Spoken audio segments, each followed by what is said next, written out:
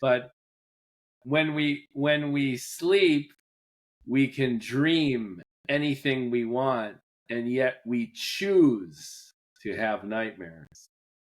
Think about that. Like, our minds can create anything we want, and yet we wake up in a cold sweat, having endured this horrific virtual construct of our lives. Oh God, I have one thing to say.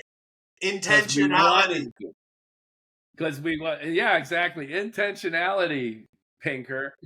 And I just want to add to your comment about your body adjusting to you writing a fucking book. April, May this year, I was in the home stretch of my science fiction novel, and zero exaggeration, it was on average 16 to 18, 19-hour days of actual work, like in front typing, on the screen, working on this book, on average for 2 months to finish this mofo. And the reason it all happened was this perfect storm where I had the whole book, and then I could see the holes and the connections, and I had this construct in my bald head. And I was it wrote itself. I saw it. I knew what I had to do, but I had to put in the effort to bring it to life that way. I liken it to Michelangelo with the chunk of marble, and he spent months just with a hammer and a chisel. And the most satisfying part is when you're like polishing the balls, it's like, and you're like bringing the little thing. So I love that aspect. I said there's nothing. And it was total immersion. And it was I've never worked that hard in my entire life on anything.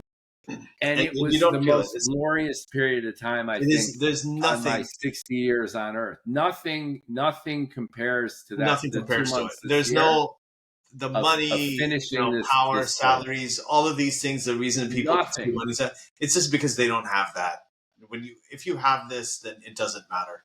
And none of that shit. Oh, it was unbelievable. It was like heaven and hell enmeshed. Isn't heaven and hell in Islam like they're right next to each other with a very thin wall between them, right? And then when you die, you walk. It's up and down. As a Jew, as thin as a hair. Yeah, you got to walk, and then that's the. And then all your sins are on your left shoulder, and your blessings are on your right. That's and then right. As you're walking, if your sins outweigh your blessings, then you tumble into hell.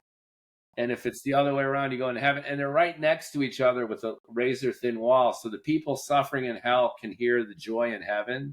And the people in heaven can hear the suffering in hell, which makes each experience even more intense. Sounds like Twitter, honestly. Yeah. That's a good one.